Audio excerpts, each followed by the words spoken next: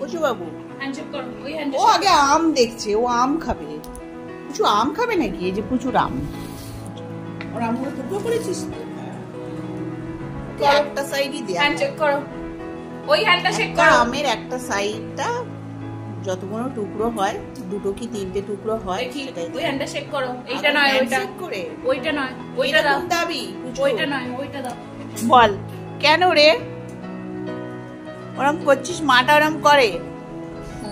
তুমি আর আম খাবে? ও বাবু খাবি? তাহলে ওর রুটি আছে, ওর রুটি আছে। ও বাবা, মা আবার একটু বেশি করে দিয়েছে। আমি কিন্তু এরকম দিই না। না না না না, আমি বলছি না কথা কিছু। আমি দিই না, আমি একটা সাইডই দিই। আম খেতেই হবে, যখন যে ফলটা উঠবে তখন সেটাই খাবে। দেয়নি?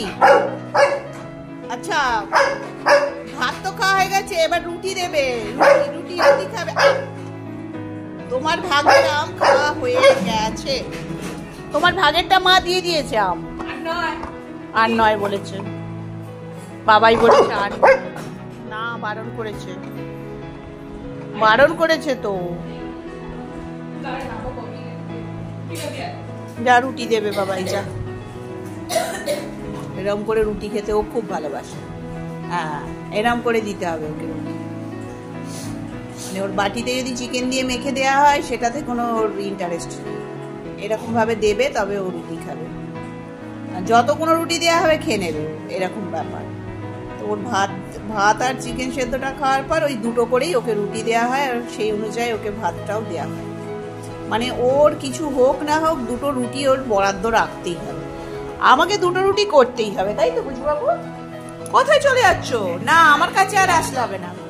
না, দুটো হয়ে গেছে। হ্যাঁ, আমি একটা দিয়েছি। হ্যাঁ হ্যাঁ হ্যাঁ, আর রুটি নেই প্রচুর। না, দিবি না। না বাবু, আর নয়, আর নয় বাবা, তুমি তো সোনা বাবু তো। এবার আমার কাছে